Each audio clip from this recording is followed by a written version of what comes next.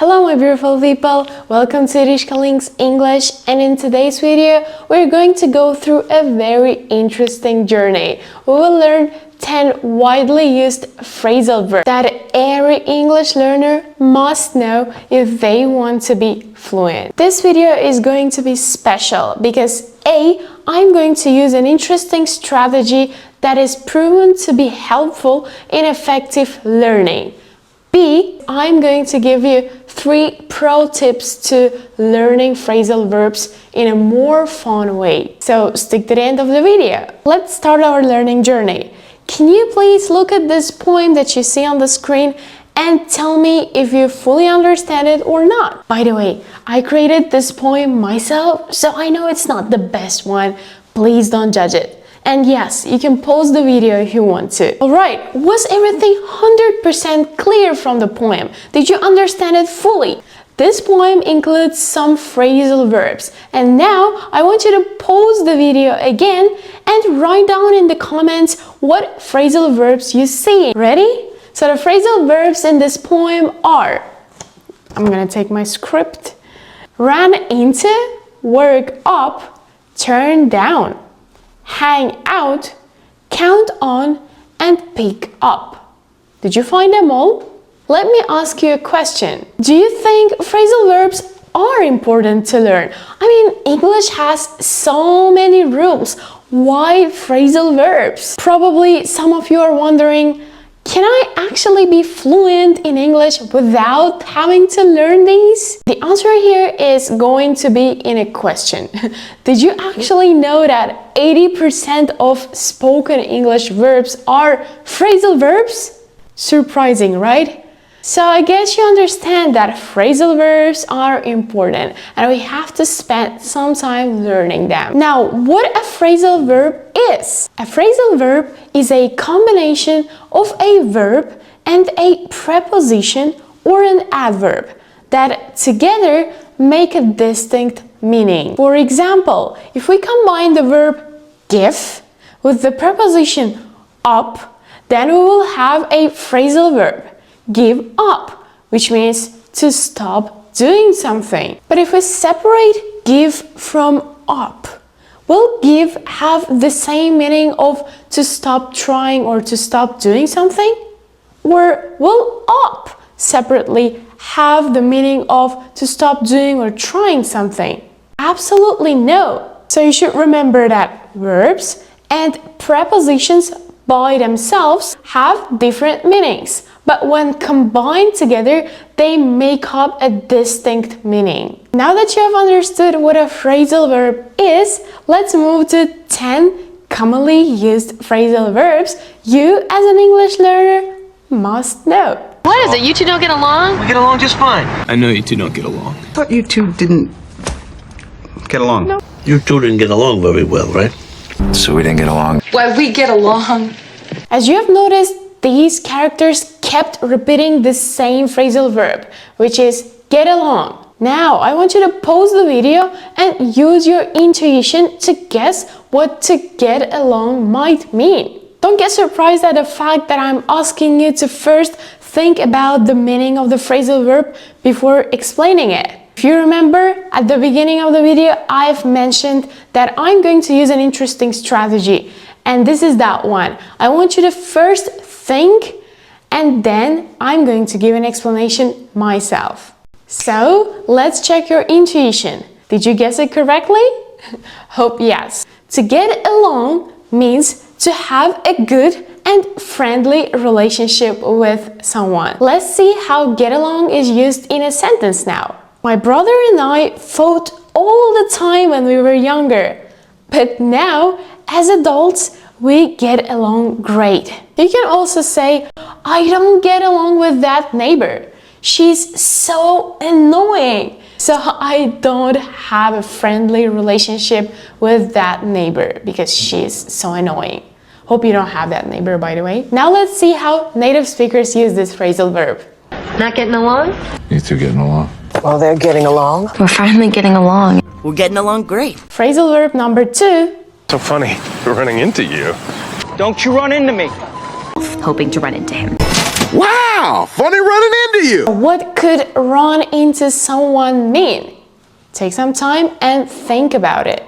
So to run into someone means to unexpectedly meet someone you know. You know these stories when you're walking down the street and then you see your classmate that you hated when you were studying at school and you are like, oh no, I don't want to see him. But then this classmate sees you and starts talking to you. Yeah, so this is when you run into your classmate. Now let's see how run into is used in a context. We ran into some friends from work at the concert last night. So we met our friends unexpectedly. Here, as you noticed, we have ran. Ran is the past form of run. Now again, let's see how native speakers use this phrasal verb. I run into Vince Vaughn. Who'd you run into? Yeah. Without running into some woman. Phrasal verb number 3. You're running out of chances. I've run out of amethyst. I'm running out of colors. I'm running out of dollars, but These characters kept saying the phrasal verb run out of. So take some moment and think about the potential meaning of the phrasal verb to run out of something. Let's check your intuition now. So to run out of something means to use something up completely and have none of it left. Imagine when you want to brush your teeth, but then you see that there is no toothpaste left. That's when you run out of your toothpaste. Let's see how run out of something is used in a context. We ran out of coffee this morning because we forgot to buy more. How sad. Let's see native speakers using this phrasal verb. We're running out of time. Maybe they ran out of gas. I'm running out of firecrackers. Phrasal verb number 4. Drop me off! Drop me off! Drop it off. Now drop me off over there. I'm dropping you off. Take some time and think about the potential meaning of drop off. Now, people who have their own cars must understand this phrasal verb perfectly. It's when your brother or sister comes to you and says, "Can you please drop me off at the store on your way to your work?" Must be annoying, right? To drop something or someone off means to take someone or something and then leave them at a particular destination, usually by car. Let's see how this phrasal verb is used in a sentence. I need to drop off this package at the post office when I go into town later. Phrasal verb number 5. We'll figure it out. I'll figure something out. I'll figure something out. Okay, we'll figure it out. Figure it out? How? Figure out. What could it mean? To figure something out means to finally understand something or to find a solution to a problem you've been thinking about for so long. Let's figure out how to use this phrasal verb in a sentence. It took me a while to figure out how to set up the new computer, but I got it working finally. This person was thinking about how to set up the new computer, and finally they found a solution. Now let's fix our knowledge by saying how native speakers use this phrasal verb. I just figured it out. Figure what out? We'll figure it out. We'll figure it out. Yeah, we'll figure it out. What's there to figure out? Phrasal verb number 6. We're hanging out. Want to hang out? Hang out. Together. We'll hang out during the day. So they were saying hang out, hang out. What could that mean? To hang out means to relax and spend some time with your friends. Let's see how to use them in a context. Instead of going to the movie, let's just hang out at my place. So let's just chill, relax at my place. Now, fixing the knowledge time. We should all hang out. We should totally hang out. Want to hang out? You guys should hang out. You want to hang out? Phrasal verb number 7. I'll catch up. I'll catch up. Catch up, catch up, catch up. Guess the meaning. Now, catch up has 2 types of meaning. The first one is to reach someone by walking faster than them. The second catch up means to reconnect after not seeing each other. Let's see their differences in a sentence. Go, don't wait for me, I will catch you up. Means I'm going to reach you anyway, so go, don't wait for me. Or we haven't seen each other since high school, so we met for dinner to catch up. Here it means we met for dinner to reconnect because we haven't seen each other for a long time. Again, let's see how native speakers use catch up in a sentence. Just catching up. Catch up over coffee. Phrasal verb number 8. You can count on us. Frida's counting on me. Count on.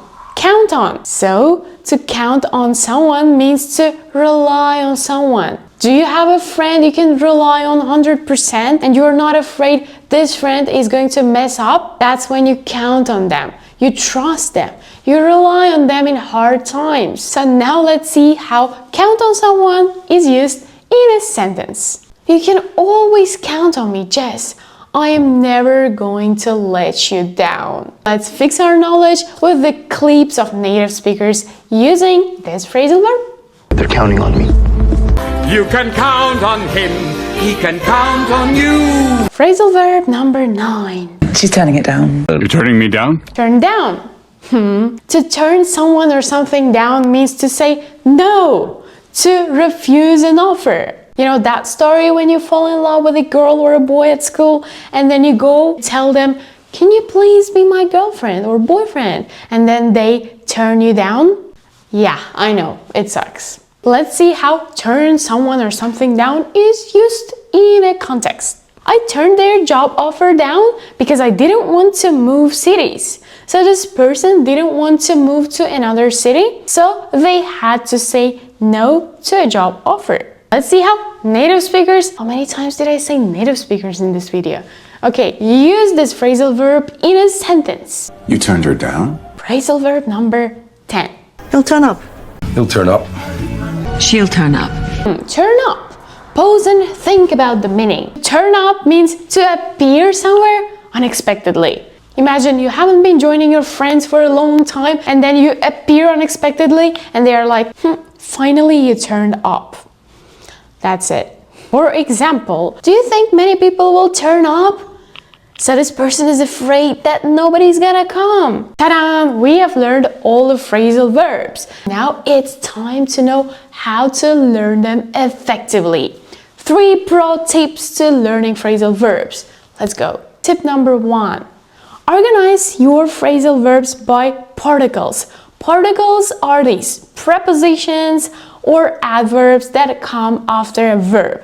It will be easier to learn phrasal verbs once you understand the tendencies these particles have. So if you understand the meaning of the particle up, then it will be easier for you to group all the phrasal verbs that have this up ending, because more or less you know what this up means. Tip number 2 to learning phrasal verbs effectively is group them by topics. So it's more interesting to learn phrasal verbs and you can practice using them in your speech by answering topic-related questions. For example, let's imagine that you have decided to group your phrasal verbs by a topic, friendship. So you have following phrasal verbs that you see on the screen in your notebook. And now it's time to practice them. What you're gonna do is you are going to find questions about friendship and ask yourself these questions. What you're gonna do next is